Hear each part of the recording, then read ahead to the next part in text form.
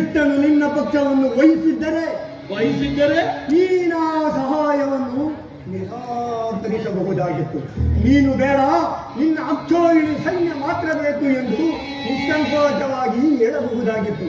ಆದರೆ ಅರ್ಜುನನು ನಿನ್ನನ್ನ ಸಂಕಟದಿಂದ ಉದ್ಧಾರ ಮಾಡಿದನು. ಗೌರವೇಶ್ವರ, ಕೃಷ್ಣನಲ್ಲಿ ಇಷ್ಟದ ಉದ್ದೇಶ ಬೇಕೆ ಮಾವ.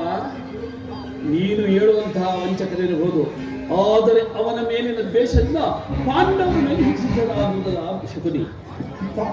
ಪಾಂಡವರು ಪಾಂಡವರು ಪಾಂಡವರು ಅವರೆಲ್ಲರೂ ಕೃಷ್ಣನ ಆಜ್ಞಾಧಾರಕರು. ನೀನೇನಾದರೂ ಸಂಧಾನಕ್ಕೆ ಸಮ್ಮತಿಸಿ ಪಾಂಡವರಿಗೆ ಆಶಯ ಕೊಟ್ಟೆಯಾದರೆ ನಿನ್ನ ವಿನಾಶಕ್ಕೆ ನೀನೇ ಕರ್ತನಾಗಬೇಕು.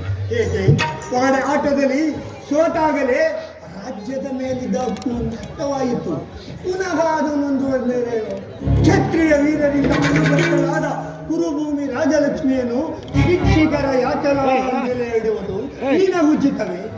ಪಾಂಡವರು ರಾಜ್ಯಕ್ಕಾಗಿ ಹಂಬಲಿಸುವುದಾದರೆ ರಣಕ್ಷೇತ್ರದಲ್ಲಿ ಜಯಿಸಿ ಜಯಲಕ್ಷ್ಮಿಯ ಕೈ ಮೇಲಿಂದ ಮೇಲೆ ದೈನ್ಯ ವೃತ್ತಿ ಏಕೆ? ದೇಹಿ ದೇಹಿ ಎನ್ನಲಿ.